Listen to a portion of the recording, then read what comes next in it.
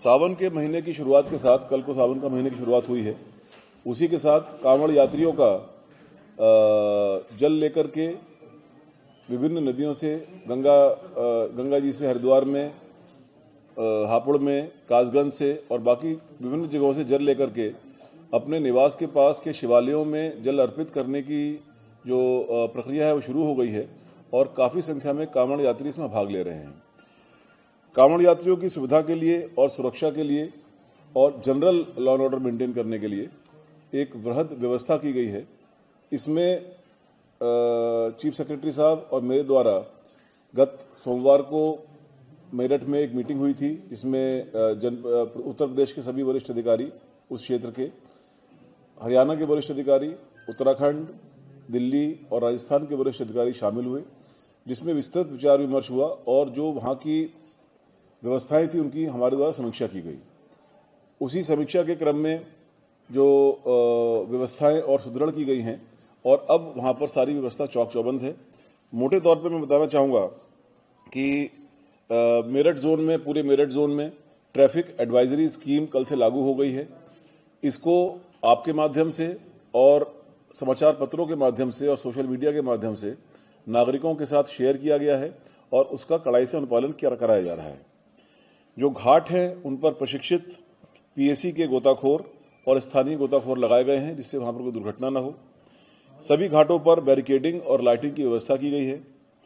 Holding areas बनाए गए हैं जिससे कि जो क्राउड मैनेजमेंट है उसको प्रॉपरली सुविधानुसार किया जा सके। इसमें टेक्नोलॉजी का बहुत वृहद स्तर पर प्रयोग किया जा रहा है। करीब 40,000 के करीब जो सीसीटीवी कैमरा है वो लगे हैं। करीब 400 के करीब ड्रोन लगे हुए हैं, टीदार ड्रोन लगे हैं। इसमें काफ़ी इस बार एआई एनेबल्ड भी हैं और इनका पहली बार इनका जो फीड है वो लाइव हमारे हेडक्वार्टर में आ रहा है, जोनल हेडक्वार्टर में आ रहा है और उसके माध्यम से लगातार हमारे अधिकारी विभिन्न मार्गों पर और ऐसी जगहों पर जहां पर भीड़ बढ़ रही है उस पर लगातार नजर बनाए हुए हैं। एएनपीआर कैमराज लगाए गए हैं जिसमें जो ट्रैफिक स्कीम के अनुसार जहां पर व्हीकलर मूवमेंट अलाउड है वहां पर उनके व्हीकल्स का जो नंबर प्लेट इत्यादि को पढ़ा जा सकता है और प्रत्येक 1 किलोमीटर पर 1 किलोमीटर की बीट बनाई गई है। प्रत्येक 1 किलोमीटर पर मोटरसाइकिल से हमारे जवान तैनात हैं, लगातार बीट पेट्रोलिंग कर रहे हैं जिससे कि किसी भी प्रकार की कोई अव्यवस्था कहीं पर ना हो और कांवड़ियों को सुविधापूर्वक उनका मूवमेंट हो सके।